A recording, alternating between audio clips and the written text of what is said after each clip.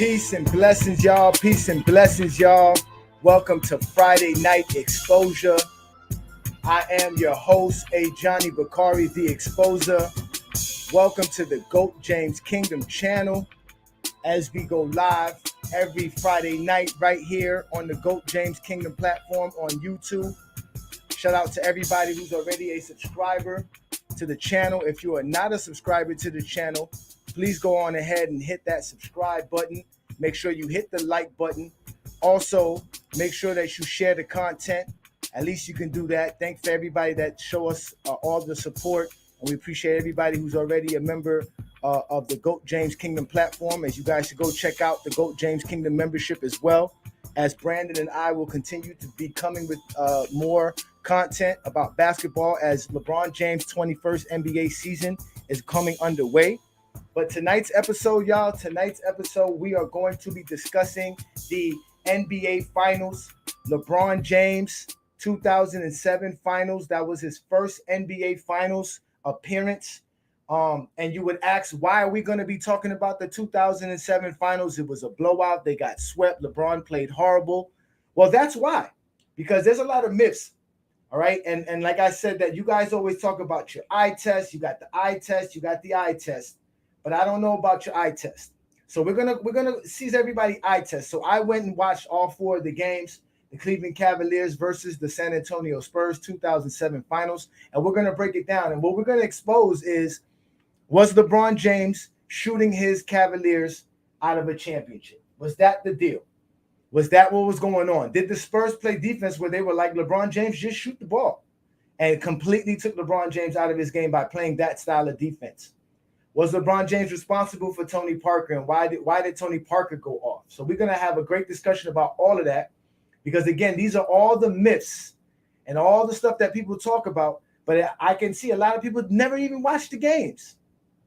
And we're definitely going to talk about the ESPN coverage of the NBA Finals. That's also going to be a topic. So shout out to everybody that's already in the comments. I see we got our regulars here. Crash, what's good, brother? What's good? Yeah, some people are blind. You are right. Some people are blind. Shout out to John. What up, John? I see you here. Let's go, everybody. Yes, we're going to have a good show. We are going to have a great show. So, again, y'all, please go ahead and hit the subscribe button if you're not a subscriber, and go ahead and hit that like button and share the content, as we are going live also on Facebook. So I'm about to do that right now. But, first thing I want to talk about is that, the reason we're talking about the 2007 Finals is because Liddy last week asked me to bring it up. So what I wanted to do is I wanted to talk about this, 2007 Finals, because the notion is LeBron James played bad. And we're going to discuss the whole Finals and everything about LeBron James here in a second. But the one thing I noticed, the difference between watching the 1991 NBA Finals and watching the 2007 Finals, the coverage between NBC and ESPN was like night and day. Now I see why you guys are blind, like how Crash said. Now I see why you guys can't see and why your eyes are completely deceiving you when it comes to the GOAT conversation. And just in general, just talking basketball. Because like I said, you guys can't really talk basketball. And that's just the facts. You guys are horrible at talking basketball, and at the end of the day, I'm going to prove it today by showing you why I call you guys ESPN NBC fans, because you guys started watching basketball when NBC got the NBA rights in 1991, and you were bred in watching the NBA through the ESPN lens and through the ABC lens, and we're going to break this down. So first of all, did LeBron James shoot his team out of the championship? Did he play so horrible because he couldn't shoot the ball? Was the defensive strategy for the Spurs was to just let LeBron James shoot the ball? Where did this notion come from? Remember, we talked about Scottie Pippen last week. We talked about Michael Jordan last week versus Magic Johnson. Where did all this come from? How did everybody just started to say Scottie Pippen was this and Michael Jordan wasn't that, and vice versa? But where do we get this from? But let's look at the first thing I want to bring up, obviously, here is this play right here where LeBron James, first of all, the Cavaliers were running their offense without LeBron James as their main facilitator. That's not what they were doing. LeBron James was not their main facilitator. He was their main player. He was the number one guy. but he was not the main facilitator. I'm going to bring up the link here shortly if anybody wants to join the link. Again, join the show. Again, please go ahead and hit this subscribe button, share the content. We are also live on Facebook. But let's bring up this first play, because what I want to bring up is y'all pay attention to this now. This is very important. This is LeBron James. This is the end of the first quarter in game one. This is LeBron James' second possession as the ball facilitator, meaning he's bringing the ball up the court. Throughout the whole first quarter, they were not using LeBron James as the ball facilitator. They were using Larry Hughes, and they were also trying to use Boobie Gibson, which was a rookie at that time. But let's watch this play and watch what LeBron James goes through as he's trying to set up the offense for the Cavaliers. That's great. He's able to get some offense as well. He's a moment. He's a solid backup and comes in, gives great defense, and then runs the team. He's knocking that shot down. He's pulling in. He's a moment. Alberto knocks down James, lost the ball, no call. Marshall able to come up with it, drives underneath. Offensive foul. So as you can see, they're playing LeBron. They're not giving him no shot. A clear foul that doesn't get called. LeBron James chasing down the loose ball, but he has the case. Certainly a lot of contact, but he's doing the right thing. Looking to attack. That's not a lot of contact. That's a hard foul. Clearly, that is a hard foul. That is clearly a foul. And as you can see, that's what LeBron James was dealing with. That's the style of defense that they were playing against LeBron James. They were not giving LeBron James just an open shot to just shoot the ball.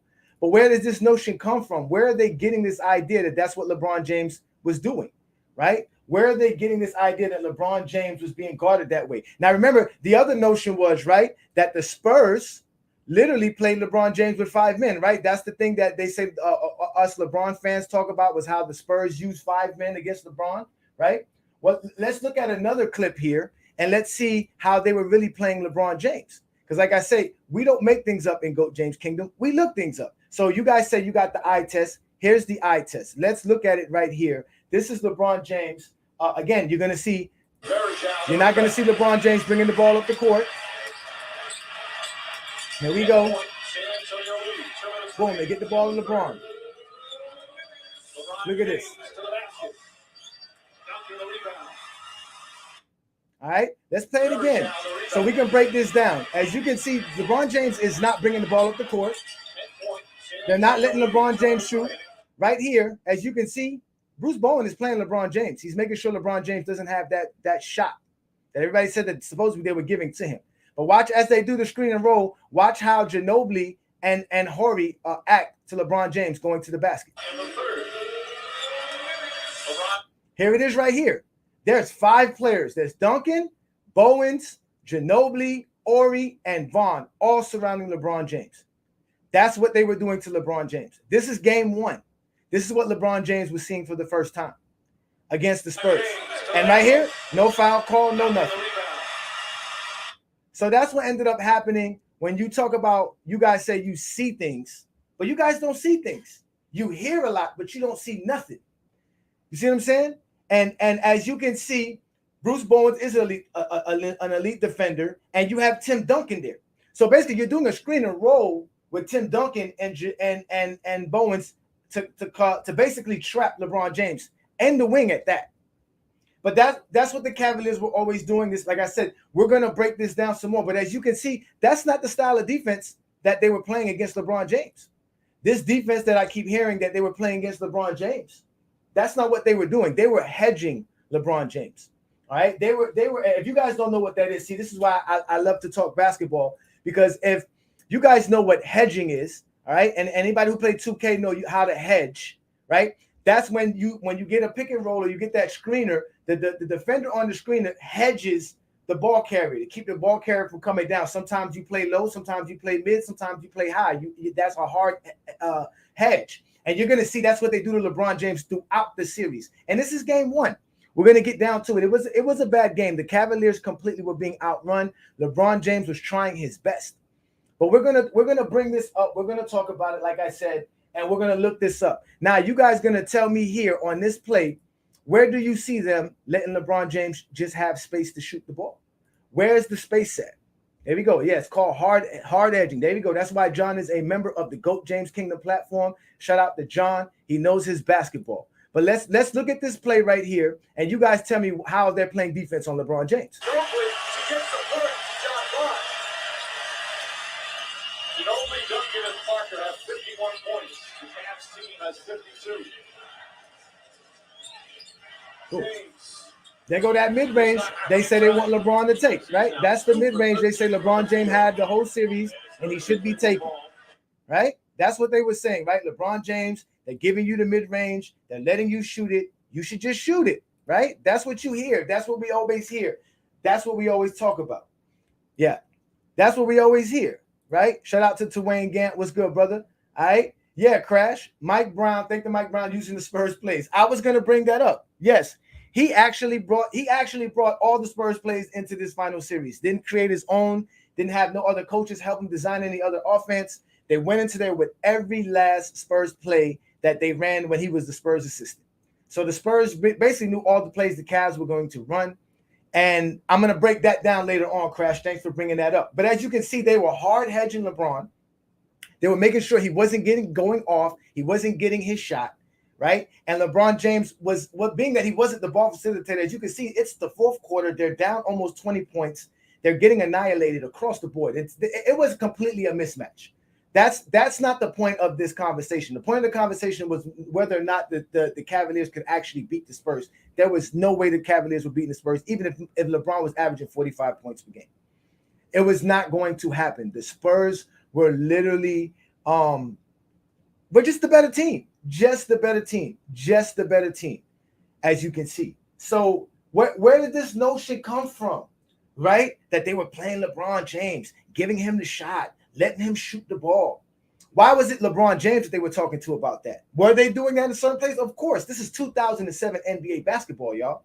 A pull-up jumper, shooting on the dribble ball, shooting off the dribble was not a thing. This was before Stephen Curry. This was before Kevin Durant. We're talking about 2007 NBA. This is why I say you guys don't watch the NBA. You guys really don't watch it, but you like to talk it.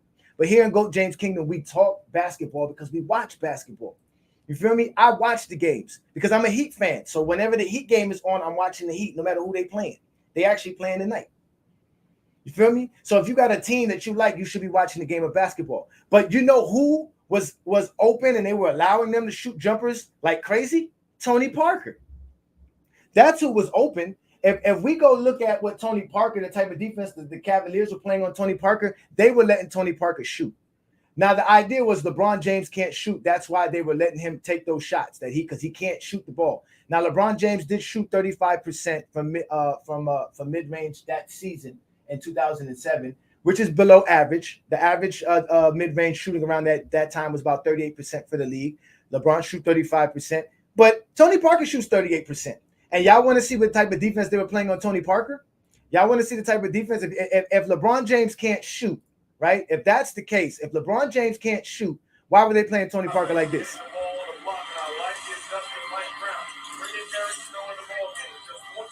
Watch how they play Tony Parker. Here we go.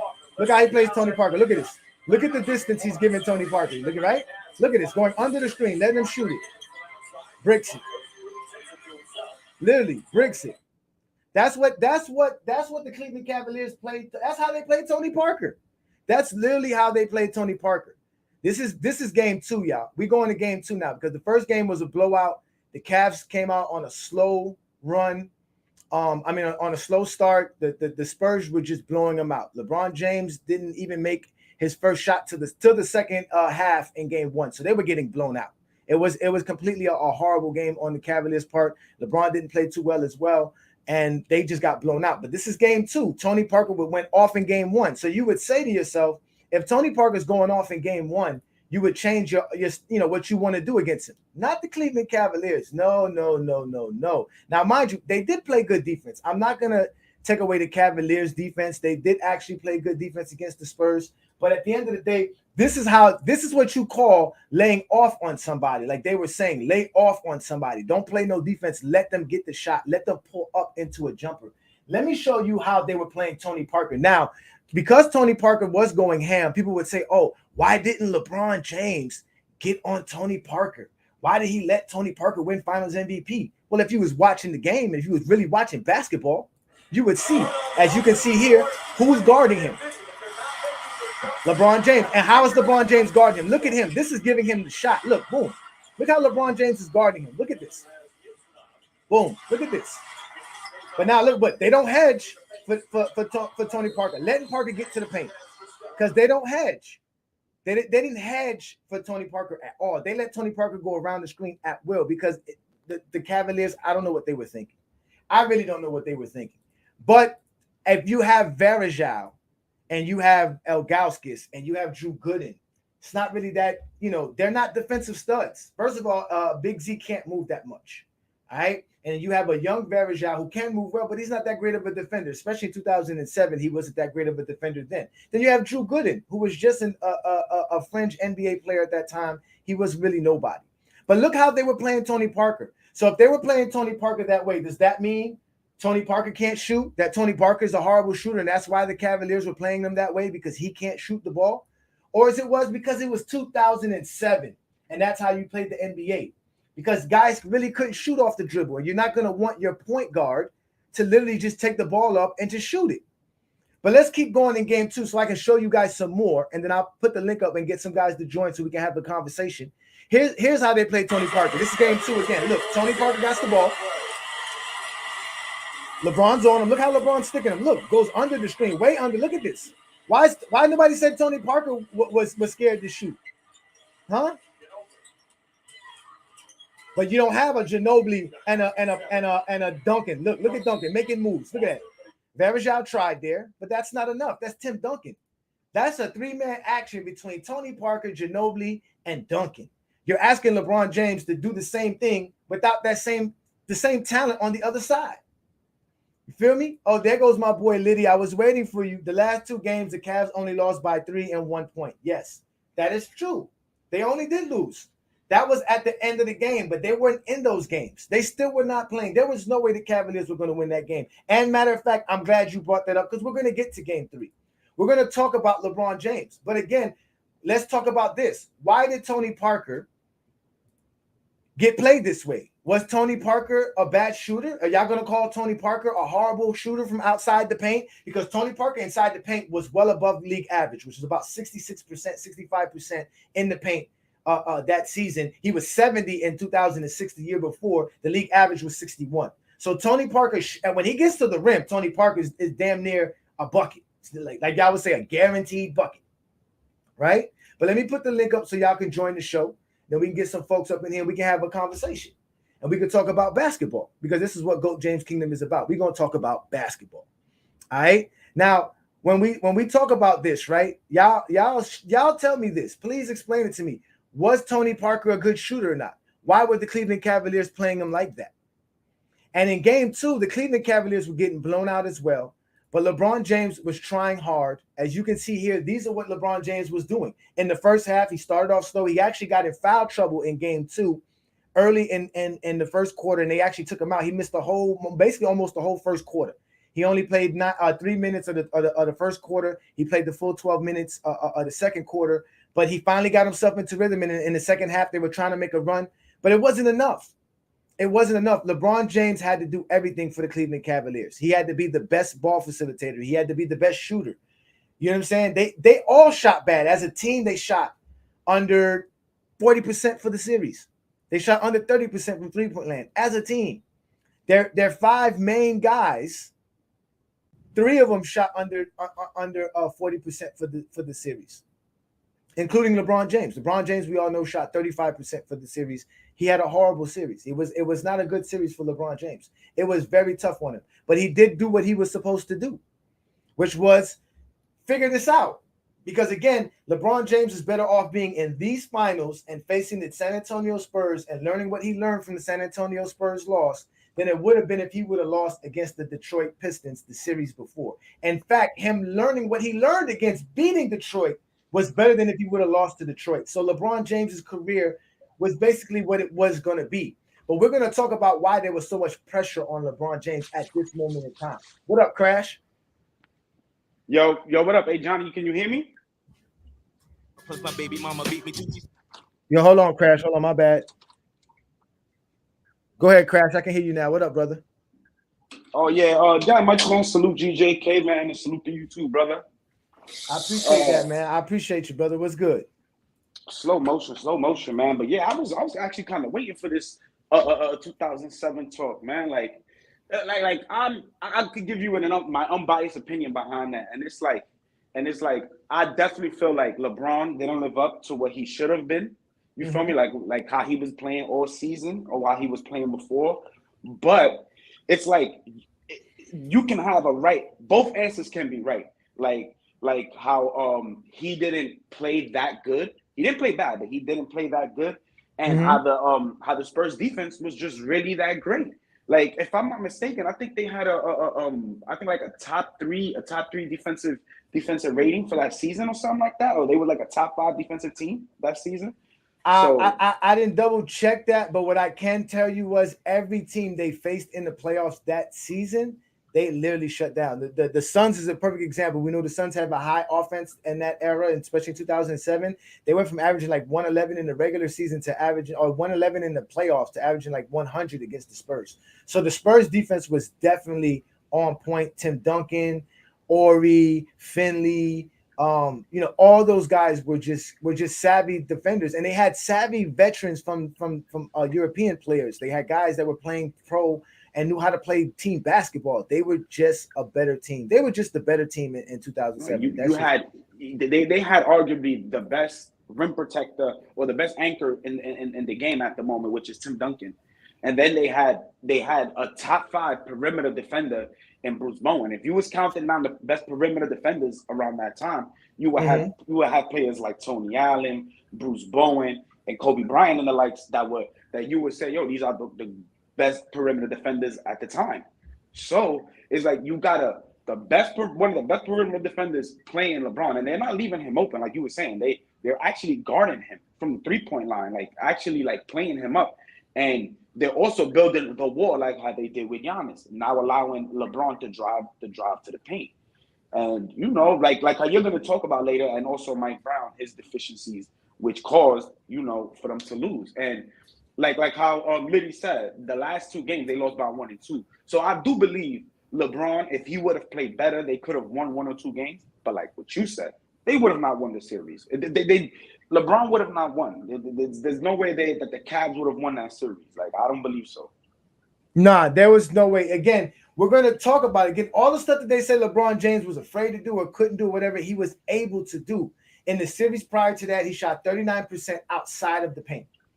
Okay, and I got that off of the shot chart from Basketball Reference for the series.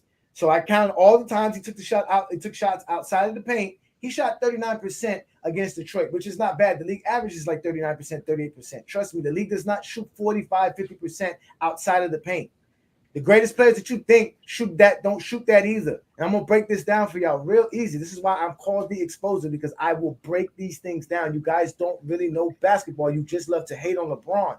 And the reason you love to hate on LeBron is because of ESPN. And I'm going to prove it to you guys. ESPN did a horrible job covering basketball the last 20 years.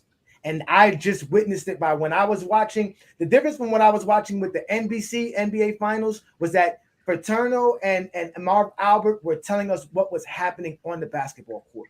They weren't giving us their opinion. They were telling us, breaking down what they were seeing on the court, and that was it.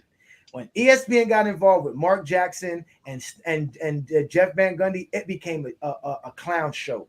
For real. They just started talking just to talk. Because they have to be entertaining, especially in these finals. You know what? You're not lying, because I like Jeff Van Gundy. He's a funny dude. You know what I'm saying? Because in these finals, it's a blowout. It's not pretty basketball. They were playing at a very slow pace. It was the Spurs are boring. It was an 82 pace game series. They were playing 80 possessions per game. That is a slow pace game, grinding games. Mm-hmm. So that's how the early 2000s was also. Yeah, yes. Now let me ask you a question. Crash, when I was playing those videos, were you able to hear the commentating kind of well? Not really, but I was watching it though. No, okay, because I just want to make sure, because when I'm about to play, I'm hoping you guys can hear the commentating, because what we're about to play right now is why you guys eye tests have failed you, because ESPN has failed you as a people. ESPN has failed you in teaching you how the game of basketball should be told, or what you should be knowing about the game of basketball. They, like I tell people, you can only see what your mind can comprehend, and you are not comprehending the game of basketball. It is completely horrible. Let me play this one play for Let you. me. Right? I gotta get up out of here though. I think Okay. I'm back, but I'm gonna be listening the whole time though. No doubt. Now, listen, that's Crash, y'all. Shout out to Crash. He's one of our Facebook members. Yeah, GJK, man. Yeah, man, appreciate that, bro. Y'all make sure to hit the like button and the comment button. Appreciate you. But yeah, man, I mean, these guys are something special, man, right? Because listen to what these guys say. I'm gonna try to play this, and hopefully you guys can hear this. And we're gonna break down why you guys think the way you think when you talk about basketball, and it's because of Jeff Van Gundy and Mark Jackson. So let's go ahead and play this clip right here, y'all. Pay attention. Let me see if I can play it and y'all can hear it. What's that block shot? John James. Very unselfish. With the inside. Nice move. Jeff, do you want to see him attack the rim more? I want to see him shoot that roll-up jumper. They are giving him the 18 to 20-foot jumper. He's got to knock that thing in. Now, I don't know if you guys heard that. Tell me in the comments, did you hear what Jeff Van Gundy said? Now, you just watched that play. The Cleveland Cavaliers actually scored a basket. LeBron James actually did the right play. He actually did the right play. They got the basket, but he had the nerve to say, Jeff Van Gundy, he asked him, Mike Green asked him, should LeBron James be more aggressive in attacking the basket? He says, no, he should take the 18 to 20 footer. So what he wants LeBron James to do is shoot the ball, right? Out of offense, out of sync. Let's watch it again without sound. So LeBron James is bringing up the ball. Here we go. They're going to hedge LeBron so he doesn't get away to the lane, to the basket. Now, here's where they say he's getting the shot. They go under the screen. He makes the right play. Wide open, gets the basket, easy. That's how you play basketball. That's how LeBron James plays basketball. That's the game of basketball. That's how he plays. He plays the game right. Could he have taken that shot? Yeah. Would have it been a good shot? No. Because right here, as you can see, Drew Gooden is open. Drew Gooden makes the pump fake because Alberto has to contest it because Drew Gooden can hit that shot. LeBron knows he can hit that shot. LeBron makes the right play. That is the right play. He makes the pump fake, and that's how you get the basket. So now you have Jeff Van Gundy telling the world LeBron James should be doing something that is not right basketball. It's not good basketball because he's bored, and what he wants to see is LeBron take over the game because at the end of the day, the Cleveland Cavaliers have no chance. So at least LeBron James should just jack it up. Just shoot it, LeBron. Just keep shooting. Now, mind you, you heard what Jeff Van Gundy just said there, right? You heard what Jeff Van Gundy just said there. Let's play another clip and let's hear what Mark Jackson has to say. All right? Because this is the thing about these guys. They're not commentating. They're not breaking down the game of basketball for you to understand what's going on. So we're gonna play this play right here, and we're gonna show you how they literally are telling you their opinion. They're not giving you basketball facts. Listen to this. They have to force the issue and look to be aggressive. Right now, they are participating just to the defense of the Spurs. They have to look to get the ball in LeBron's hands, and he has to make play. We've played 5.5 minutes in the third. The score in the third is 4-4. James, the runner, gets it together. And it's simple. If you're going to play a ball one and you're going to back up on them, too big, too strong, and too talented to allow it to happen. Did you hear that? You heard what he just said? He said if they're going to play you backing off of you, then that's how you do it. You attack the basket. So you have one guy telling you LeBron should be shooting an 18 to 20 footer because they're playing off of him. Then the next guy directly next to him is saying, and a few plays later, this is a few plays later, saying, oh, LeBron did the right thing. He attacked the basket and got the shot. Now, that was the right thing because they didn't set the screen. The screen wasn't set up as it was on the other play. So LeBron James did what he did. He read the defense. He found the weak spot, hit the spot, as LeBron James is the best guy getting to the rim, getting past his defender. That's why he's the GOAT, and gets the basket. And Mark Jackson says that's what he should be doing. So again, if you don't know basketball, like the majority of y'all who were in your early teens or in your teens or your early 20s watching this, you're learning basketball by these people telling you confusion. They're contradicting themselves right here on national television. One's telling you LeBron should take a jumper because he's wide open. The other one's telling you, well, since you that open, they're giving you the lane, attack the basket. And LeBron James does exactly what he's supposed to do on every play. His IQ at 22 years old was incredible. I would have gave LeBron a D for these finals if it wasn't for how smart he was and how intelligent he was and what he was able to do, even with all the pressure and even as bad as he played. I give him a C minus. I give him a C minus. I literally do. The man played the game like the way the game is supposed to be played. That is just the facts. LeBron bad series can be attributed to the Spurs defense. His undeveloped shooting, again, look, lies. His undeveloped shooting, lies. Straight up lies. He was able to shoot and get him to the finals. He shot 39% outside of the paint against Detroit. He can shoot.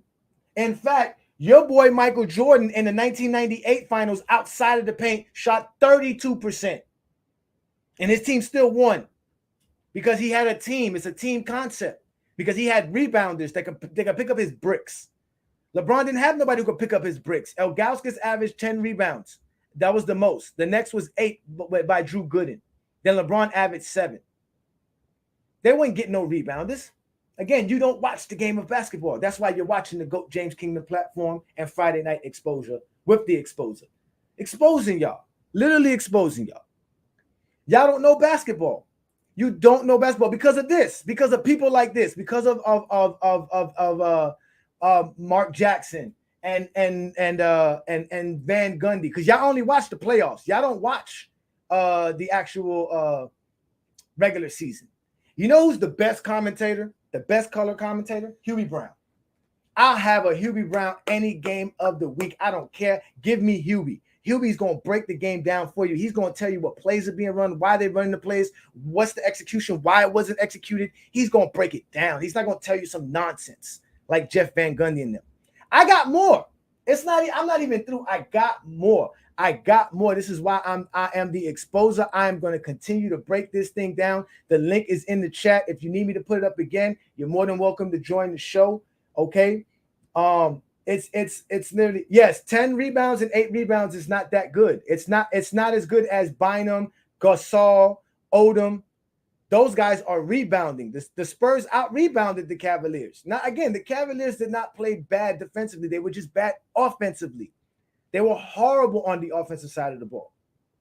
They were horrible on the offensive side of the ball. Now, again, pay attention to what they are saying here. Listen to these people when they're talking to you about what you're watching on the game of basketball. This is why I don't trust you guys' eyes. You don't know basketball.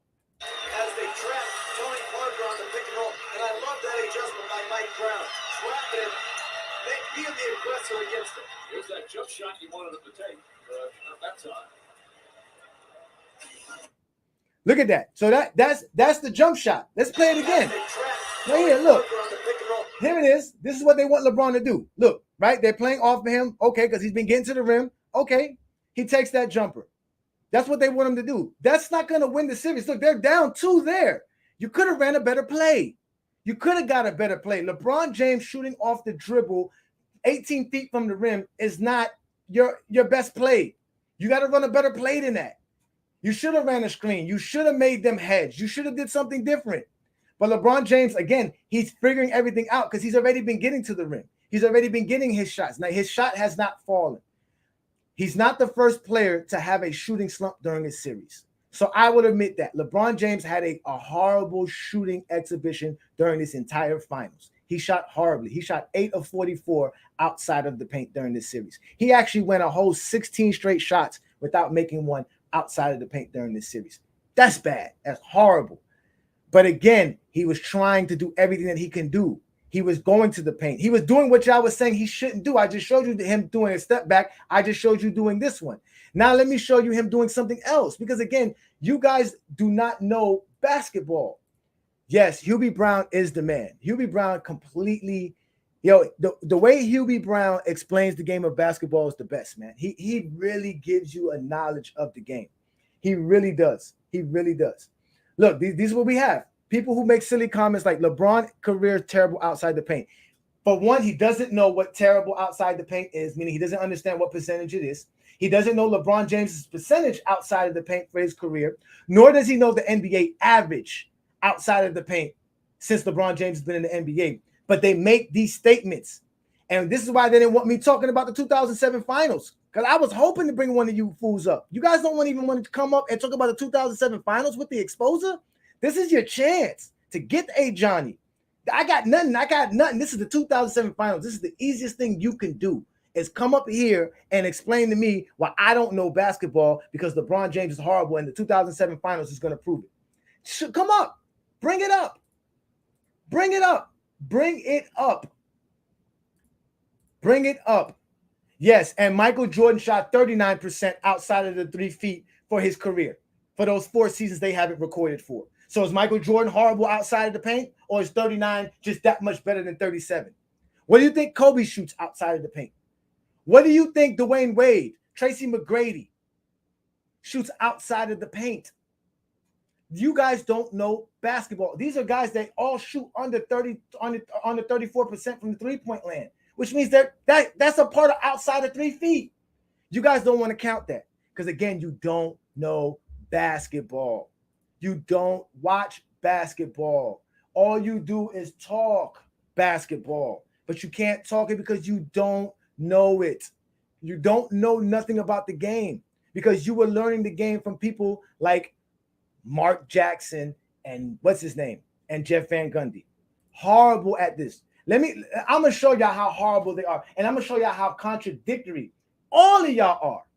Literally contradictory. I'm going to show y'all why y'all just hate on LeBron James right here, right now on the GOAT James Kingdom platform on Friday Night Exposure. This one play right here is going to show y'all how much y'all don't know basketball. Y'all ready for this? Y'all go ahead and watch this. Pay attention. Listen to what they say.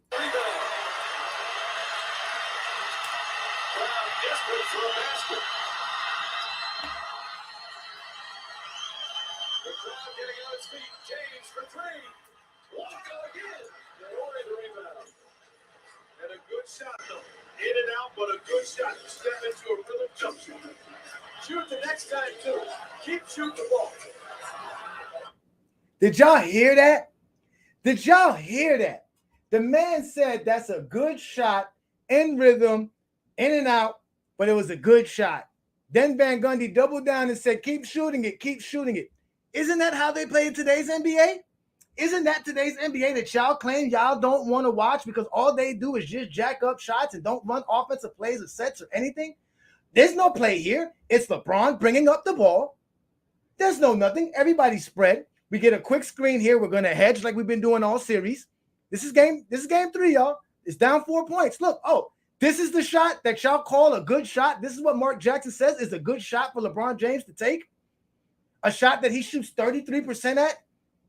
You really want him taking that shot and shooting it off the dribble like that? You don't know basketball. You don't know basketball. But again, they're bored. That's why they say that. This is fun to them. They just forget it. Let's just watch it. Let's just watch it. What's good, Ralph? Yo, what's going on, Ajani? I'm glad you came on because I wanted to talk basketball with somebody who knows basketball. Well, Brother. I caught the tail end of what you said about Jordan shooting 39%. That's not true. What they got recorded from the mid-range, he shot 43.2. Did I say mid-range, Ralph? You said outside 3 feet. Yeah, outside of 3 feet includes three-point shooting and all sections outside of the paint. But if you include that, I mean, from the mid-range, he shot 43. Yes, we already know about that. Yes, Michael Jordan's mid-range was 44% for the 4 seasons they recorded it. We've already established that, which is actually good. It's good. We've established this. But outside his of three-point percentage, now his three-point percentage wasn't good. I will say that it wasn't. I'm saying outside of 3 feet, Michael Jordan shoots about 39%. It's because of his three-point percentage was terrible. Yeah, because they all shoot like 33, 34, 32% from three-point land. So it's gonna bring it down. I think even like if you're counting like with the year, I mean, if you're We can counting the only count the 4 years, years. That's the only 4 years we can count if because it's we those don't have 4 after that. years, if it's Yes. those 4 years calculating with the 3 point percentage and that, yeah, it's gonna go down due to his 3 point percentage. Yeah. Yeah, that's why that's why we had that conversation on TikTok, right? Because the main thing was we all know Jordan's the better mid-range shooter, right? That's what we're gonna accept. We're gonna go with that because that's what we have. With the information we Mm, have, Jordan's the better mid-range shooter.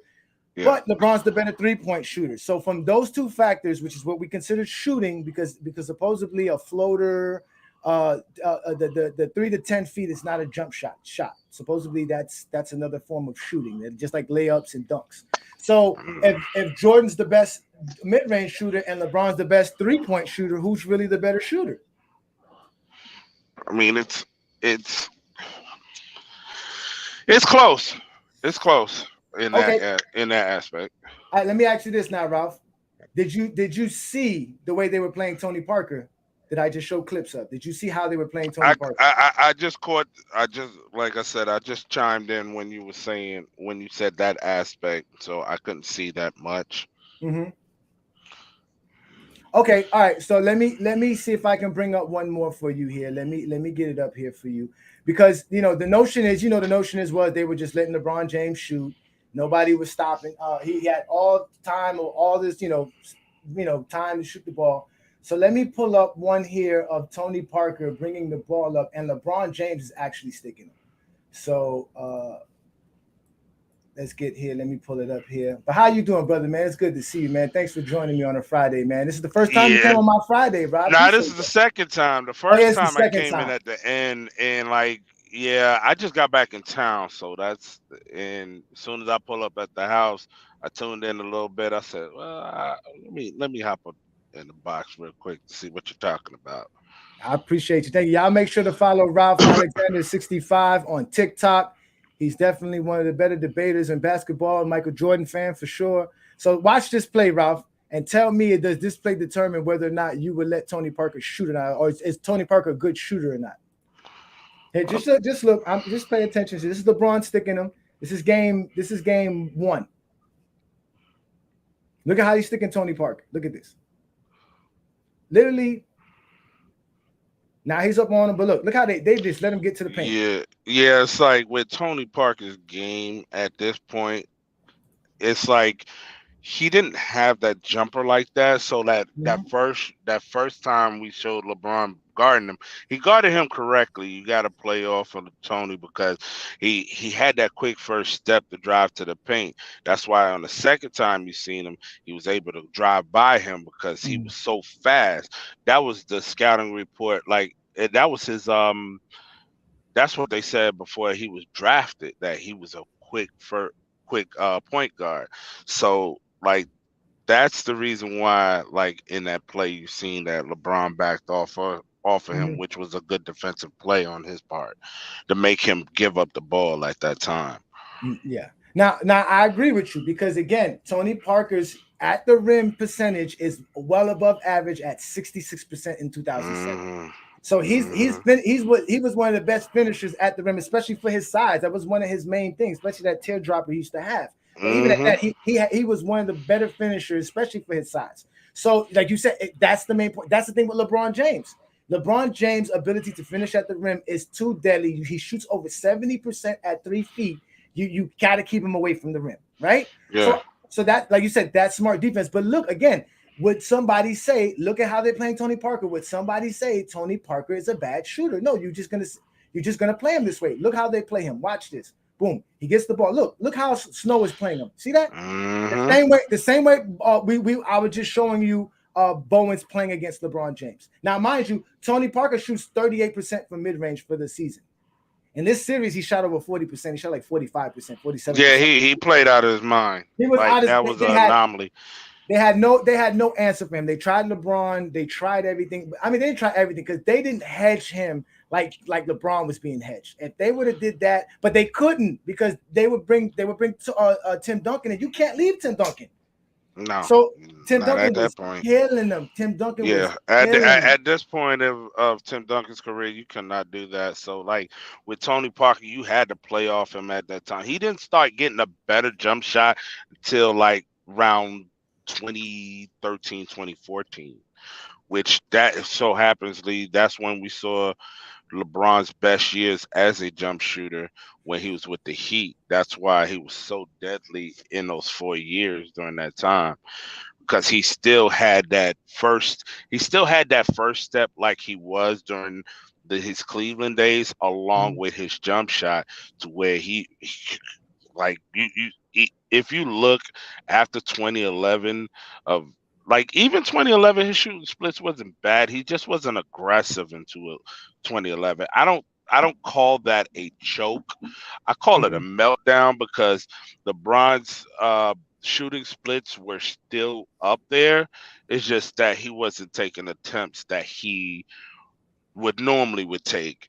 And then after that 2011, if you look from 2012, 2013, and 2014, during the time that his best shooting years, he was just phenomenal. That LeBron is the best LeBron I like. That's why though, Ralph? Because again, he never shot over 40% from mid range until he got to Miami. Why? Not because he got better at mid range. It's because the floor space is different now in Miami. Everything is different. The plays they were running, everything is a different scenario. Man, the things people don't know about basketball, and like I said, you heard the Stan Van Gundy and the Mark Jackson stuff I was just saying, correct? I just showed you that. You heard. That's what you came in, correct? I heard Stan. I didn't hear the Stan Van Gundy, but I did hear where he was like, yeah, he shot that shot that you was talking about. Like at that time, that LeBron, you don't want him taking no jump shot, because like that jump shot, like his main game was driving to the paint, like how Tony Parker was doing. The thing is, it's like Ralph, they had, huh? there was only a handful of players at that time could shoot off the dribble like that efficiently. This is before Stephen Curry, bro. This is like literally there wasn't too many players that you can dribble up the court and get to a 15, 18 footer and just shoot it off the dribble and make it. It wasn't that many people who can do it back then, Ralph. That's the point. Like it was a different NBA. That wasn't a high efficient shot. You see what I'm trying to say? Gilbert Arenas said this the other day in his show. He said shooting off the dribble back then was considered taboo, like shooting a three in the 80s. Go ahead and take that. You know what I'm saying? Or when Stephen Curry started taking the logo shot, like, go ahead and take that. Right? So people started realizing, like, nah, you got to actually stick that. Like, you can't just let him shoot it. And let me answer this quick question, Ralph. We're going to watch some more. Listen, LeBron James shoots 70% at 3 feet is why he shoots 50% for his career. Wrong. He shoots 50% for his career because LeBron James is just good at shooting. He makes good decisions shooting the basketball. He only takes a third of his shots from 3 feet. So that's not why. LeBron James is just smart. And you cannot discredit him for being able to get to the rim. He's not Shaq. He's not Dwight Howard. He's not Tyson Chandler. He's not Rudy Gobert. He doesn't get the ball 5 feet from the rim. He actually has to get from 25, 30, 40 feet to the rim. That's difficult. Past 3, 4, 5 defenders. That's hard. It's not easy. So stop trying to discredit him because you don't know basketball. Well, I wouldn't say the 70% at the rim is discrediting. That's actually amazing for a small forward in his position. But they say it, Ralph, to discredit the 50%. That's why they say it. That's not the 7. They use the 70 to discredit the 50. Is what I'm saying. What's good, Adrian? What's good? I wouldn't discredit it. I mean, he shoots 50% overall because that's what he does all over the court overall. Now the 70, does it help it? Yes, it helps it, but that shows that he's great at the rim. I mean, you can't discredit what he did at the rim. I mean, yeah, that's great. No doubt about it. Yeah, no doubt. Now, Ralph, where I'm at right now, obviously we've been through it, already established this. We understand that they were not playing LeBron off the ball like that. They were playing variety of defenses. They were keeping him away from the paint.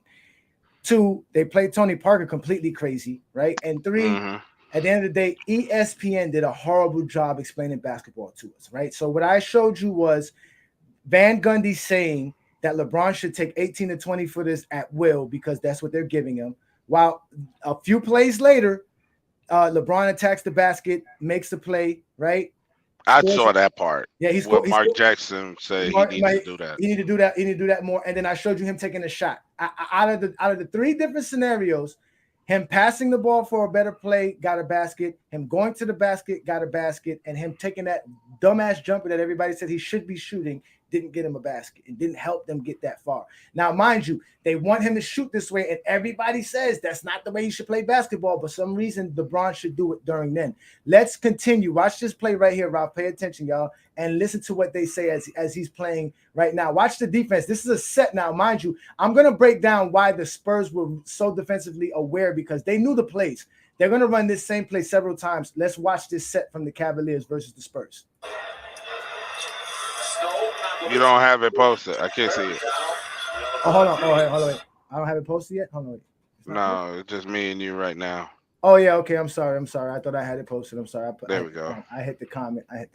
Hold on. All right. Here we go. My bad, y'all. All right. Let's go. Snow compilation. Bergeron and LeBron James. James looking for an open. Drives to the basket. Gets inside. And a foul. Back to within 5 with a free throw coming up. Now, mind you, you guys see it's the fourth quarter.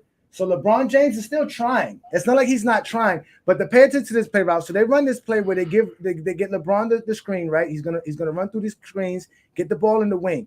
Now you see they're gonna run a fake screen and then the double screen. They hedge him here, right?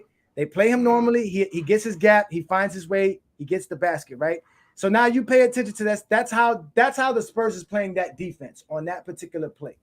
All right. Now there's some more I got for y'all on particularly on that play. So you think right there, LeBron James did the right thing, correct? Yeah, he attacked the basket. I mean, once he saw that gap and he seen the lane, he attacked it. Exactly what he's supposed to do. Like throughout that series, what they were doing is putting their best defender, as far as Bruce Bowen, playing him off and pretty much clogging up the paint to where it kept them from coming into the paint. That's how they played them. And I think the strategy of the Spurs defense was very good in that series. Yeah, and the reason it was good is because, again, they knew the play. Now, watch this. Now, pay attention to what Jeff Van Gundy said, because this is another reason why I say you guys' eye tests are off, because you get to hear things. There's a lot of delusion going on while you're watching the basketball game. But we get to break these things down. I'm glad y'all asked me to do this. We're going to do some more finals. I'm not going to do them every week, but we'll do some more of this. So if you guys want to do some finals, we can do them because they're available on NBA.com. I'll watch them. I'll break them down, and we can have some fun. But watch this play right here and listen to Jeff Van Gundy. Listen to what he says. It's the same play now. This is the same set, but they're running it on again, another possession. They're running the same play. Watch this play. Listen to what Van Gundy says. Listen. Around the series, will LeBron James do the same to the Cavs? Look where they're playing LeBron James. They're crushing him 6 to 8 feet off. Gaskins good open look. All right. So now you see that play, right? That's the LeBron James play that we just saw them run, right? We just seen that same play. Now watch how I break this play down and show y'all. Now, do you think he made the right play there, Ralph? I mean, Gaskins is wide open. Gaskins he's a decent mid-range jump shooter. I mean, yeah. I mean, he hit the wide open player. Yes. He just didn't make the shot. He just didn't make shot. Now, mind you, you heard what Jeff Van Gundy said. He's playing him 6 to 8 feet off, which he wasn't really 6 to 8 feet off. What does he want LeBron to do? To just shoot that jumper? Like, that's not the better play. LeBron really made the right play. And he's letting the play develop, because this is the play right here. And this is the main thing, right? So LeBron James gets the ball, right? And as you can see right here, look at Bowen's. Bowen doesn't even worry about this screen because he knows it's not a real screen. It's a slip screen. It's fake because he knows the second screen is the actual real screen. So look, he doesn't even move. Look, his feet don't move at all.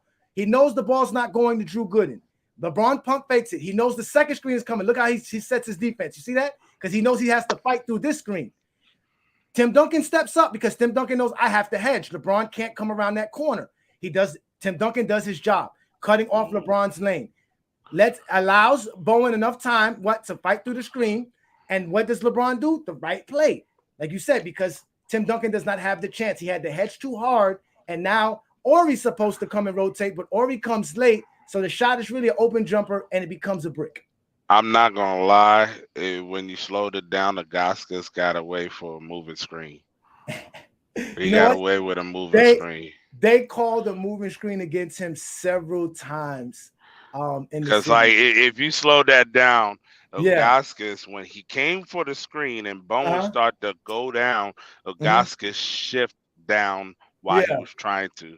Yeah, he got away with that moving But screen though. look, Bowens ain't doing nothing. Bowens knows Gooden's not really setting a screen because he knows the play. Whether it's a Spurs player or not, they usually know it anyways by this time of the season. But still, they knew. Ori said that they ran all our plays, so they knew. Look at Ogaskis. Now you see Bowen exactly. You're right. El Gauskas is not standing still. You're right. He's not, and he's really steady. Yeah, you see, he got away with a moving He screen. got away. But see, look, and LeBron James did right because Tim Duncan is not Alberto, right? He really hedged him. Now, that's why right here you have to hit that, right? You have to hit that. But nobody say the Cleveland Cavaliers were missing their shots. Everybody was missing their shots. You see what I'm saying? And this is what I'm saying. But Jeff Van Gundy wanted LeBron James to just shoot the ball, to just shoot a three, because he's bored and he's not entertained Well, enough. I have to say is that the Spurs did expose LeBron's weakness at that point. No, they got it. Now listen, this is what I would say, Ralph. To start it off, the Spurs were just running with the series. LeBron did look a little hesitant in certain positions and certain plays, but that's because obviously the way they were playing him, he was seeing things he never saw before. You see what I'm saying? And you can see during the series things got better. They actually didn't even start posting LeBron James up to the fourth game 4, which was kind of working for them.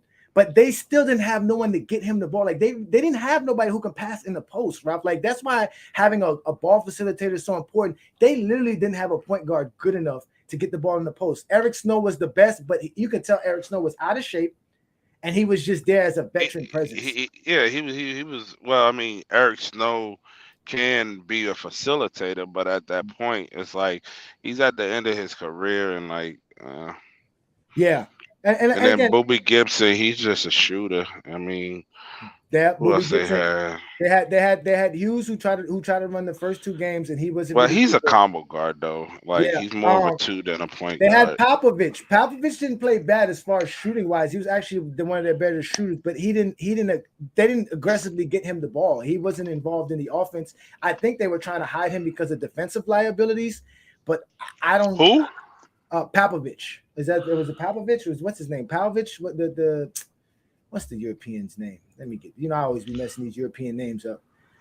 Yeah, Popovich, Salsa Popovich. He averaged 10 points per game, shooting 42% from the from 3-point land and 36 from the field. But he shot 42 from the three. That's his job, to shoot threes, to spread the floor. I didn't even know who that was. You didn't know who that was? Mm-mm. That's what LeBron James was going into the finals against. But to be honest with you, LeBron James didn't have a great finals. It was bad. That defense. Uh-huh. That defense was top 5. I think they were number 3 that year, if I'm served correctly, in defensive rating.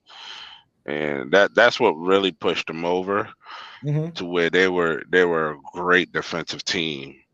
And that's what really got them over. And all the offense was solely on LeBron.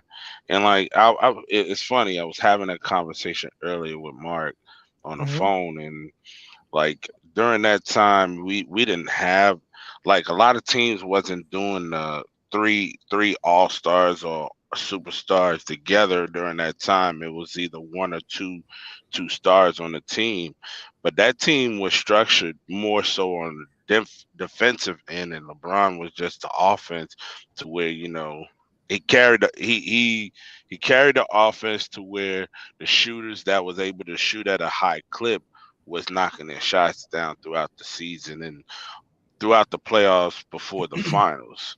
So that's how that team was structured. Yeah, a lot of people, like, I hate that narrative. They say, "Oh, he carried bums." They not bums if they make it to the finals. Well, I'm not gonna go as far as the bum conversation. I don't do that, Ralph. I don't call players bums and stuff like that. That's not my thing. I like to troll people, but it's definitely not a championship contending roster if you were looking at it to start the season.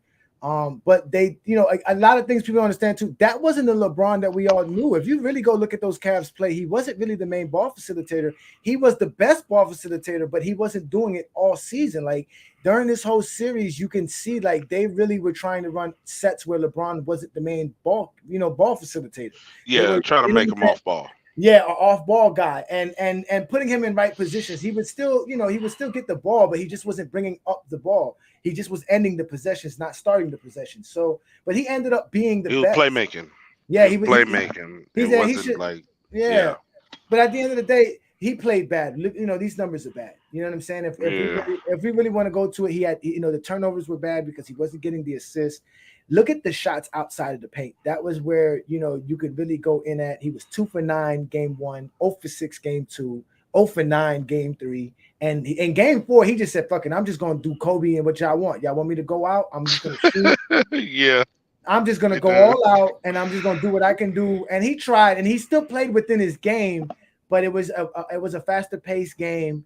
The Cavs tried, but the Spurs were just on point. They were hitting all their threes, but the Cavs played bad. LeBron averaged 22, 7, and 7, shooting 35%, 20, and 69. We all know the shooting splits by themselves is horrible. It's definitely one of his worst series ever, that with the 2015 as far as efficiency goes. But the Cavs themselves were horrible. They shot 39.5% from the field, less than 30% from three-pointer, less than 70% from the free throw line as a team. Yeah. So it wasn't just LeBron. So that's why I give him a C minus. And being that he was really going up against all defensive first team perimeter defender, which people were saying were the best perimeter defender at that time, Bruce Bowens, and basically Tim Duncan, who was a beast. And like you said, the Spurs were built well. They had good, long, lengthy guys. They had that dude Elson and Alberto, who were not like I said. Alberto wasn't a defender, but he did decent as a help defender. He was more so, Europeans are not good defenders. They're not. But they are lengthy and they're smart, and that's the thing. He played a long time in European professional basketball, so he knows how to play team basketball, team defense, team concept. So he's not that much of a liability, and he was smart. Every time they triple team or double team Tim Duncan, he went to the basket, and Tim Duncan. I forgot how good Tim Duncan was. I'm glad I watched these finals. Tim Duncan is the man. He led them in assists. He led them in assists at 3.8. Mm-hmm. That's how good he was. They didn't even need a ball facilitator because all they had to do was get him the ball in the post, and everything else was going to happen. Yeah, he was doing the playmaking in that series, and that's why when a lot of people see, like on my list, I believe I have Duncan at 3. I believe I have him at 3, and that's the reason why. Like you gotta like Tim Duncan. A lot of people really sleep on his career, to where it's like, yeah, he wasn't a flashy guy. He wasn't the one that's going to score all the points, but he was a well-balanced player, to where you have just enough offense, but that defense made a big impact onto that team, and he flipped that whole organization around throughout the 19-year career. Like I was just asking, like, Name a player that made the playoffs 19 years, never not missed a playoffs, like that's in the top echelon. That's Karl Malone, Stockton, and Tim Duncan. That's it. That's the list. That's the list. I mean, again, Tim Duncan has the 5 championships. He has the 2 MVPs, the 3 Finals MVPs. He has the 15 All Defensive, 15 All NBAs, 15 All Stars. Lord have mercy. And if you want to go further, his first 10 years, out of his first 10 years, he was top 5 in MVP. I want to say it was 7 or 8 times, and out of those 7 or 8 times, he was top 5 in deploy as well, 5 times, being top 5 in both 5 out of those 10 times. It's like, hold on, Ralph. Yo, King John, I'm about to bring you up in a sec. So, Ralph, before I let you go, so I can bring up King John, what do you give LeBron James grade for this finals? For this grade, the whole thing. All right. So, are you asking me based on his performance or like Yeah, overall in the no. series? Yeah, overall in the series based on his performance. Yeah, well, your honest opinion, brother. I You know gotta give him a basketball. I gotta give him a D as far as performance. All right. And what would be the other category? Now, if we talk about based upon, well, let me retract. Based upon his performance and what he had to go up against, I give him a D plus. I give him a D plus Okay. because I didn't expect him to win the finals, but I didn't expect for to see this like the shooting splits. I expected the points to be up a little more. I mean, the rebounds and assists. I mean that looks normal. But as far Yeah. as the He points and the definitely shooting splits, it was he bad. went into a shooting slump that they love to bring up game 6 of the Eastern Conference Finals where Boobie Gibson goes off for 31. LeBron had I think he shot like 30 or 40% that game as well too. Yeah.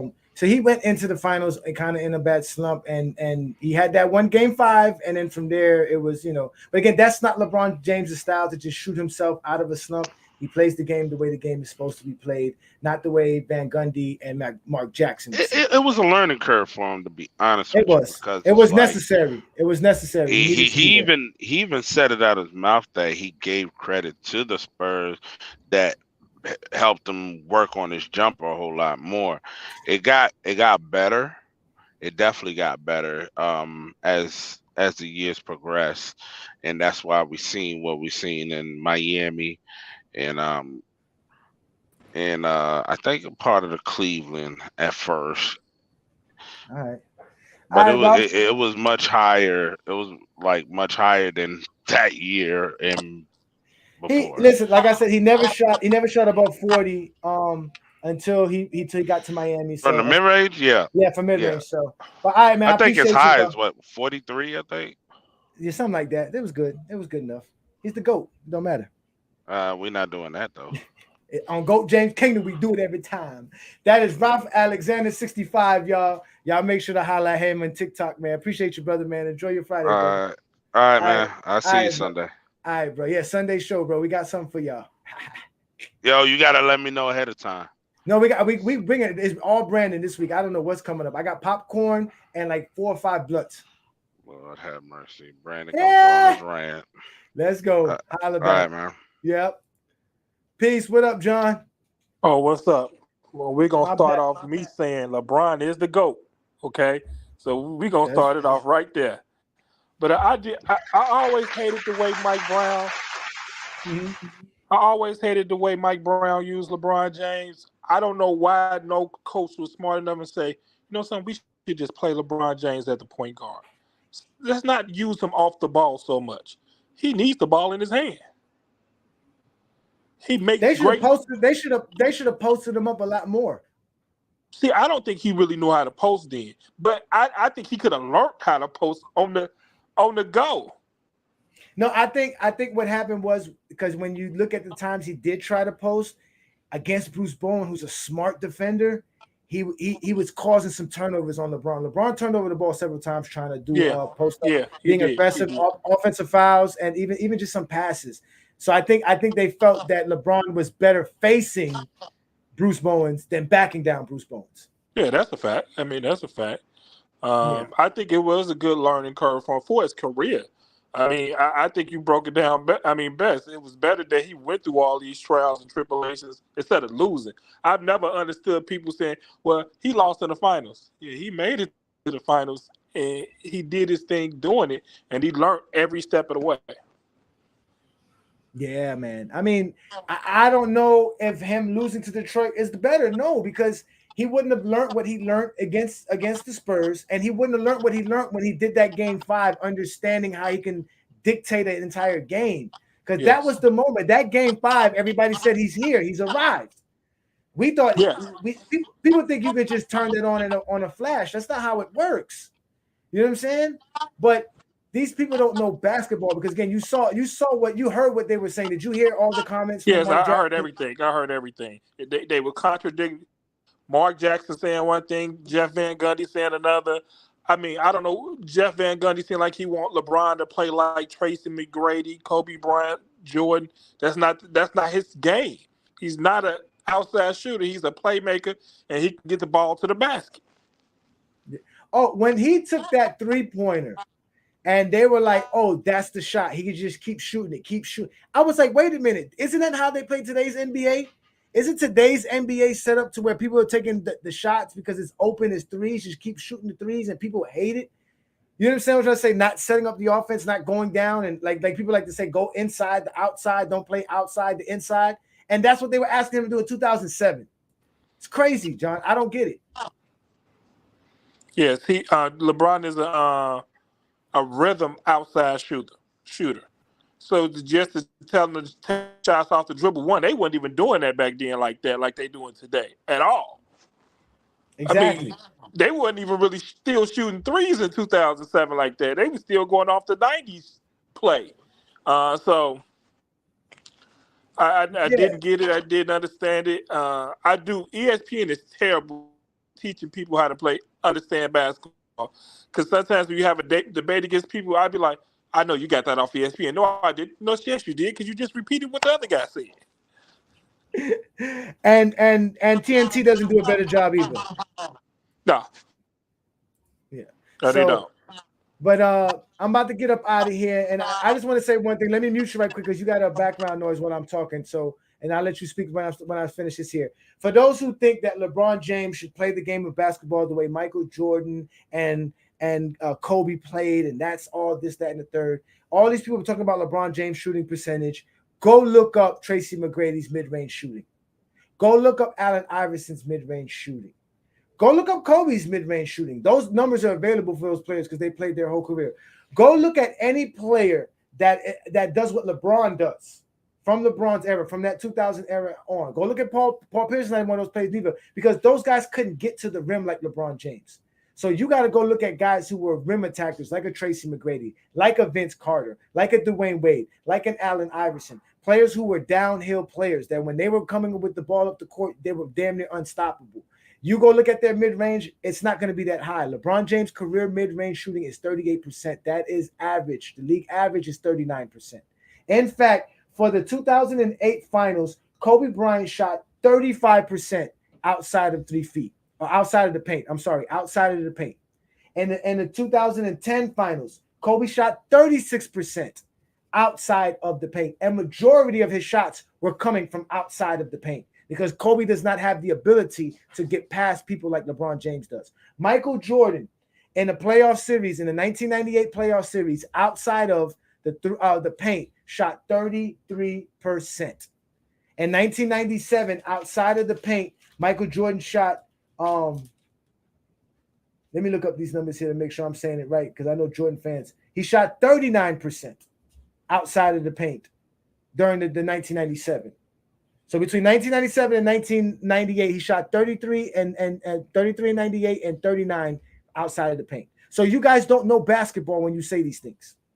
So, John, I'm going to let you get the last word in because they think LeBron James can't play basketball. But as we can see, they don't know basketball. So they think they can talk about basketball. But this is why GOAT James Kingdom exists and the Exposers here. And this is why you're a GOAT James Kingdom member, because you bring the fire as well. Go ahead, brother. Get the last Johnny, word. I want to say one thing, and this guy should be in the chat because I invited him to the chat. He was making a debate against somebody that in 2016 Kyrie led the finals in points, and I made the point that LeBron not only led the team in points, rebounds, assists, steals, and blocks, and he didn't just lead Cleveland; he led both teams.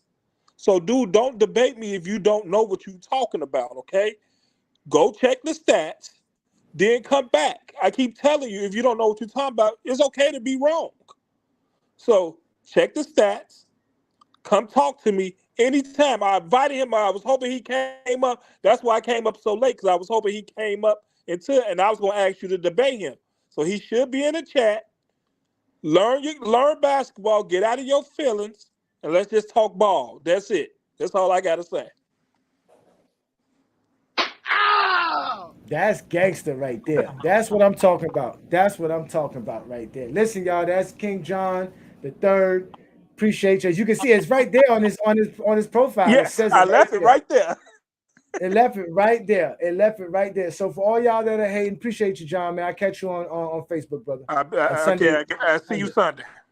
See you Sunday. So for all of y'all who sit here and talk all of this nonsense about LeBron James, but you don't watch the games, you claim it's about the eye test. Like I tell you, if you can't see the stats, then I don't care about your eyes. I can tell you one thing. You can't see every basketball game that ever played, but you can actually see every stat from every basketball game that ever played. And that's why stats are more important than anything when it talks about basketball. But again, you can use your eyes because if you're a basketball fan, you should be watching the game.